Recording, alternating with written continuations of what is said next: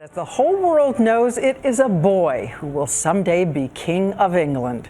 Behind this door, a new family is about to spend their first night together. As we said, 2 years, 3 months ago, the world cheered those newlyweds on the balcony. And tonight, right below that balcony, fulfilling a tradition, a bulletin. Her Royal Highness and her child are doing well. And Prince William sent word, quote, "We could not be happier."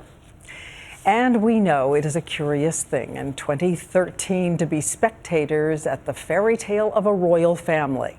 But tonight, the fairy tale is familiar to everyone everywhere, and ABC's Amy Robach brings us the news right now from London. Amy.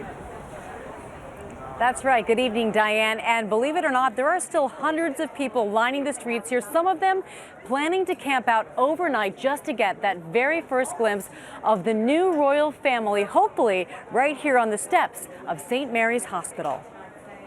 Kate and William slipped through a side door into the Lindo wing just before 6 a.m., accompanied by a police escort, bypassing the hundreds of anxious photographers camped outside for more than 3 weeks.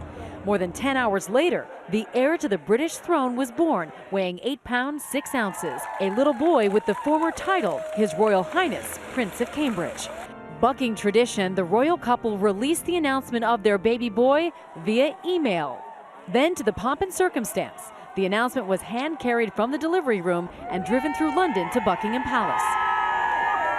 Posted at the gates with the news that both mother and baby are doing well. The announcement was placed on the same easel that brought news of William's birth, the last time a royal heir has been so eagerly awaited. The royal family spent much of the day anxiously waiting across England. Prince Charles uncharacteristically beaming on an official visit to Yorkshire today. He was greeted by well-wishers but was in the dark with little information he could share about the exciting news. I'm very grateful indeed to you for the incredibly kind wishes about rather slowly approaching grandfatherhood at the moment. Following the arrival of his first grandchild, Charles said he was overjoyed.